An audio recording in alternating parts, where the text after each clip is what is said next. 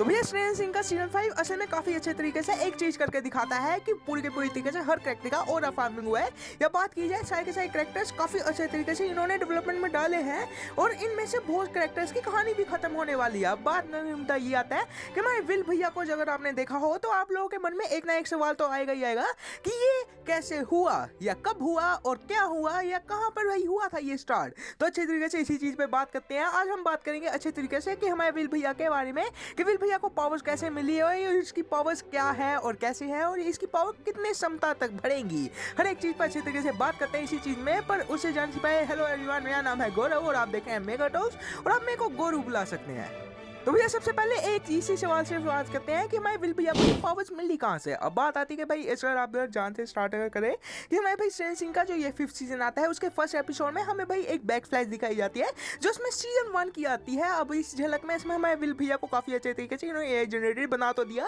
पर मेन मुद्दा ये आता है कि हमारे विल भैया जो आते हैं उनको काफी अच्छे तरीके से यहाँ पर स्टैब्लिश किया गया कि हमारे विल भैया के बीच में इसमें वेकना भैया ने अपना कुछ घुसाया था जिसकी वजह से हमारे विल भैया को विल्स में से पावर मिलना स्टार्ट हो गई। पूरी अच्छे तरीके से इनको चार्जिंग मिली है। अब मेन मुद्दा आता है कि भाई यहाँ पर अच्छे तरीके से इसको एक छोटा मोटा हिंट भी मान कर चलिया गया और उसके बाद भाई इन फ्यूचर में आगे आगे इसके कैरेक्टर डेवलपमेंट हुई है। अब बात आती है कि भाई यहाँ पर जो भी इसमें भाई पावर्स अवेक हुई है उसके बारे में भी बात कर लेते हैं कि मैं विल भैया की अब भी जाके क्यों पावर्स आई है सामने, पहले क्यों नहीं आई। तो भाई इस पर सबसे बड़ा असर आता है हमारे कैरेक्टर डेवलपमेंट का। अगर आप जानते हैं तो मैं विल भैया को फर्स्ट सीजन से इसमें ओवर शैडो करके रखा गया है। अब ओवर शैडो का क्या मतलब होता है मैं कि भाई एकदम से भाई इसको गिराई देना, मैं कि भाई ये है तो है, इसकी शक्ल दिख रही है हम सभी को, पर अनफॉर्चुनेटली हम भाई इसको इतना ज्यादा इंपॉर्टेंट नहीं मान रहे या हम इसको इंपॉर्टेंट देना ही नहीं चाहते हैं और हमारे विल भैया ऐसे ही थे। और हम बात करना स्टार्ट करें तो सीजन 1 की शुरुआत में इसमें हमारे विल भैया को जब उठा लिया जाता है उसके बाद हमें लास्ट में सीजन भाई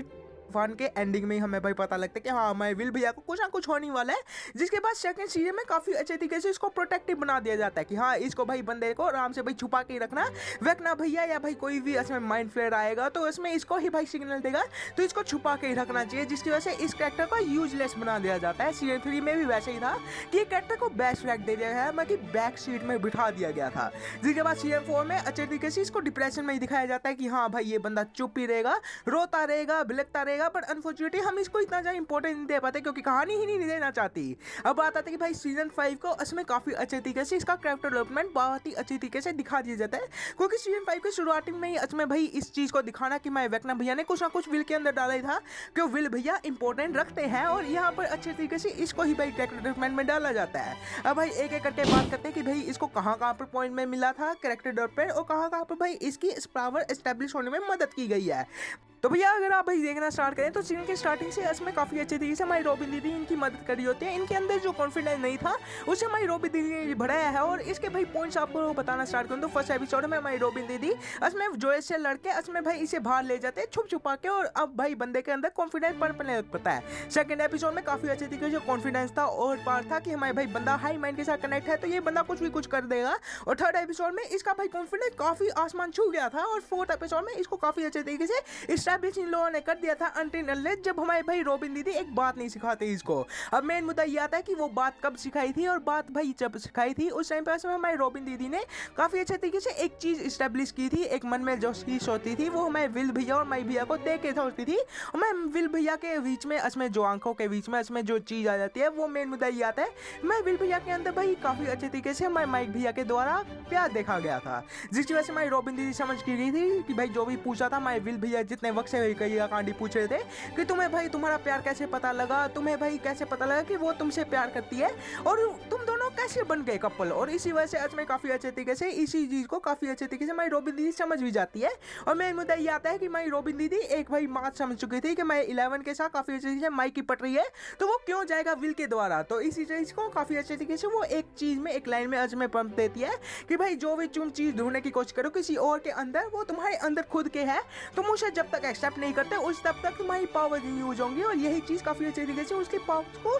एस्टैब्लिश कर देती है। पर अनटिल अनलेस एक चीज नहीं थी उसके अंदर जो था रेज, जो था गुस्सा, और ये गुस्सा इसमें हमारे वेकना भैया बढ़ा देते हैं तब जाके जब इसमें भाई काफी गंदे तरीके से उसकी बेइज्जती करना स्टार्ट करते हैं। और जब भाई ये भाई निकल जाते हैं उस टाइम पर इसमें भाई उनके पास बस एक ही चांस था हमारे विल भैया की पावर जगाने का और वो मेन चीज जो आती है वो उसमें आता है कि मैं विल भैया को काफी अच्छे तरीके से उन्होंने मैनिपुलेट तो कर दिया बट अनफॉर्चुनेटली वो तब तक पावर नहीं यूज करेगा जब तक उसके दोस्तों के आगे भाई मौत ना खड़ी हो जाए। और इसी चीज़ को काफ़ी अच्छे तरीके वो डेमो ऑर्गन से भाई भेज के असल में अपने दोस्तों को मरवाने की कोशिश करता है। तो उस टाइम पे हमारे विल भैया काफ़ी अच्छे तरीके से इस्टेब्लिश हो जाते हैं एज ए विजर्ड बन के, एज ए सोर्सर बन के, और वो अपने दोस्तों को बचा लेते हैं और हमारे विल भैया को मिल गई पावर्स। अब मैं मुद्दा आता है कि भाई इनकी पावर्स का कितना स्रोत है कि हाँ भैया बंदा हरा सकता है केला वेकना को, तो भाई भैया बंदा नहीं हरा सकता। अगर भाई आप लोग भाई सोचना स्टार्ट करो तो मैं विल भैया के पावर जितनी भी भाई पावर जाती है वो सारी की सारी हमें वेकना भैया ने दी है, तो वेकना भैया आराम से भाई इसको हरा सकते हैं। मैं विल भैया हरा नहीं सकते। अब विल भैया कैसे हराएंगे और विल भैया क्या मार सकते हैं, तो इसका सामने आंसर आएगा कि मैं विल भैया के पास इतनी भी पावर्स नहीं है जितनी मैं वेकना के पास आती है, तो आराम से भाई नहीं हरा सकते। मेन मुद्दा आता है कि भाई हराएंगे कैसे, तो अगर आप भाई सोचना स्टार्ट करें तो मैं विल भैया है और भाई हम सुपर बींग्स के साथ से लड़ रहे हैं, तो इसमें हमारे विल भैया है 11 है 8 है, अब ये तीनों के तीनों मिलके हरा सकते हैं और ये 20 बन जाता है अगर आप गिनना स्टार्ट करें। 11 हो गई, 8 हो गई, और मैं विल भैया के पास वेकना की पावर है तो वो 1 हो गए, तो ये 20 हो जाता है। अब भाई ये मेन मुद्दा आता है कि भाई ये मैंने फैन थ्योरी देखी थी, तो भैया ये तो मैंने भाई ऐसी ही भाई फैन थ्योरी शेप दी मेरे को मिली, तो मैंने बता दिया आप लोगों को। बाकी भाई मैं भी डंजन एंड ड्रैगन के बारे में इतना अच्छे तरीके से जानता नहीं हूँ। अगर आप लोगों को वीडियो अच्छी लगे तो वीडियो को हमारे यार लाइक और चैनल को हमारे शेयर, वीडियो और भी अच्छा लगे अपने दोस्तों के साथ शेयर जरूर कर देगा। और अगर आप भाई कोई भी और क्वेश्चन चाहते हैं तो उसके बारे में भाई बता देगा मेरे को कमेंट में, मैं आप लोगों का आंसर जरूर दूंगा। और